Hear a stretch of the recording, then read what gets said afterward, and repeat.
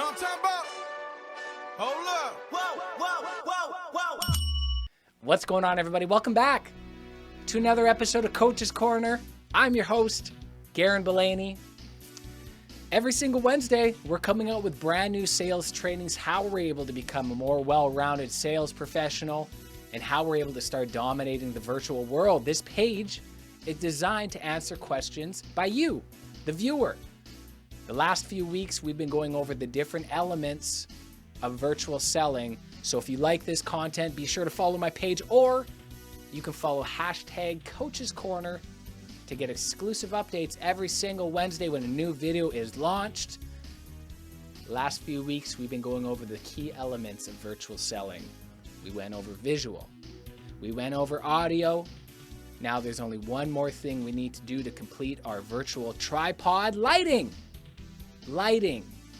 Ladies and gentlemen, lighting is the most underutilized element in virtual sales presentations, and there are simple changes that we can make to start making a better picture, making ourselves look better, highlight features we're confident with, and yes, you guessed it right, low light features we're maybe not confident with, so we can go into video feeling our best self.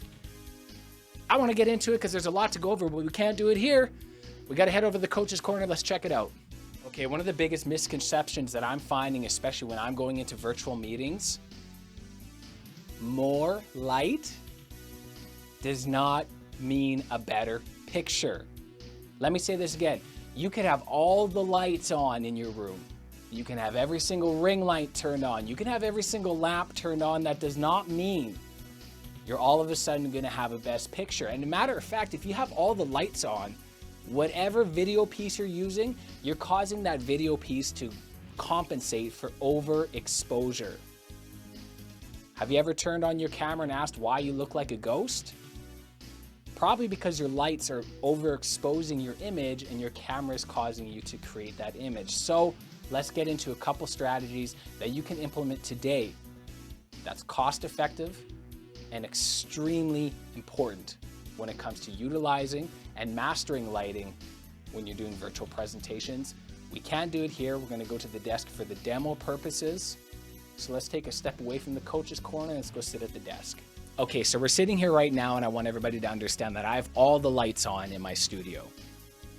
And you're probably thinking, Garrin, that's a pretty damn good picture considering you just told me a few minutes ago that more light doesn't mean it's better. Listen. The camera that you're looking on right now has a feature to have a manual exposure on it. The opportunity, if you are using any sort of webcam, whatever video you're utilizing, if you have an opportunity to switch that to a manual exposure, do it. Manual exposure allows you to be able to control how much light goes into the lens, opposed to most web cameras. And most basic equipment has an automatic exposure on the lens, which means that the camera has to dictate how much light it's going to let come into the lens to create a good picture. So with that being said, we're going to switch the camera over to another one. It's the exact same camera you're looking at right now. However, I have it as an automatic exposure set to it. So you can see it's quite exposed, right? And I want everybody to understand and know that all the lights in the studio, this is what I mean. More lights don't mean better. You're going to get washed out and you're going to get blended in. You can't even see my shirt. And I want to see, you can tell right here, I want to give a quick example. So before I created the studio, I did not have an opportunity to black out all the lights. That's okay. If you're in a situation where you have to use natural light, that's okay. And I used natural light for years. And there's ways to implement natural light to still utilize that's cost effective and is still giving you the exposure that you're needing. If you are going to use natural light, please stay away from south-facing windows. And I'll tell you why. This window right here is a south-facing window, and during the summertime, the wintertime, the sun comes directly in here.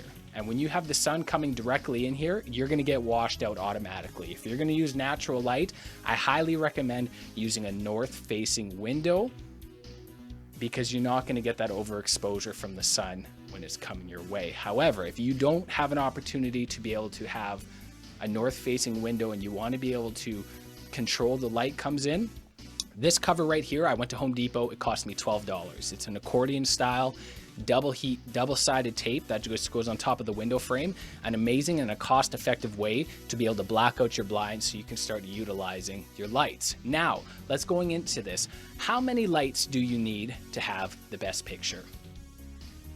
3. All you need is 3 lights. Key light, a fill light, and then a backlight.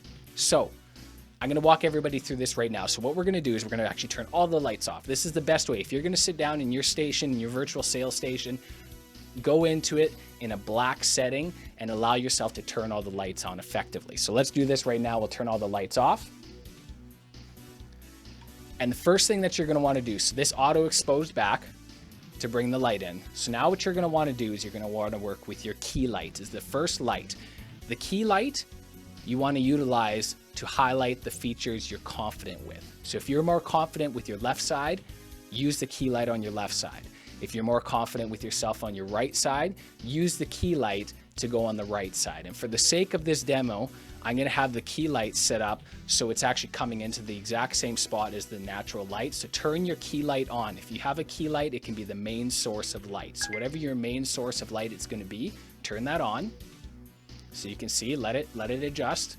You can see this is very, very bright. You don't want to have your key light overexposing outside of the frame. You want to turn it down a little bit just so it's still able to highlight the one side of your face. And that's not too bad. So you can see right away, this is what we're going to go into as far as a fill light. So this is a Lume Cube. I bought this for about, I think, $40. And this typically would stick on my computer lens, my computer monitor. And then what we're going to do is this is called the fill light. This is the light that's going to fill any sort of shadow. You can tell when you have a key light, you have a shadow coming here, and that's good. So if individuals who are maybe not so confident with their neck, and you can low light stuff like that so it doesn't expose it so much, right? So just be mindful of that. So next thing, let's go into our fill light. The fill light is going to bring light to areas where there's casting more of maybe a shadow that you don't really want, right? So turn your fill light on is the next thing. And usually what you're going to do is wherever your key light is, whatever angle your key light is coming in, if it's coming from this way, you want your fill light to come from the opposite angle. If your key light is coming from this way, you want your fill light to come from the other way, okay? They need to cross paths, so we're going to turn that on. And you can see, so very, very subtle. It doesn't have to be extremely bright. I believe both of these are on the lowest setting. And now you can see a very, very good picture coming into it. You have it casted over, minimizing all the shadows that are coming from both your ways. So those are the two. So you have your key light set up, you have your fill light set up. The next backlight is not necessary. I love it because it creates a great ambiance and it actually creates depth within your frame. You can see here, you can see my facial quite good. However, it's almost like I'm blended into my backdrop and I really want to separate myself from my backdrop to make the room almost look bigger. So we call this a backlight. I usually like to pick this as a colored light. So when you go into the backlight here, we'll turn that on quickly. You can see right now it's more of a white light right now. And those are okay, but it doesn't really create the depth effect that you're really trying to do. So let's switch this to maybe more of like a darker purple. And you can even just turn it down a little bit. It doesn't have to be too bright, right? Just to create a different image and it's breaking you up from your backdrop. Ladies and gentlemen, thank you so much for tuning in to Coach's Corner. Remember, if you're able to control all lights, that's great. Make sure the camera and the video setting that you're using, if you can have a manual exposure on it, great. And ensure that you're utilizing a key light. So the key light is going to be the main light that you're comfortable with and you're confident that you want to highlight. Your fill light is going to overcast any sort of shadows that are coming in. So use your fill light for maybe features you're not so confident with. And then of course, use a backlight to separate yourself from your backdrop. Create a little flare in your video. Ladies and gentlemen, my name is Garrin Blaney. Thank you so much for tuning in to Coach's Corner. I hope you had a great time and I hope you learned a lot. Until next time, have yourself a great day. Peace.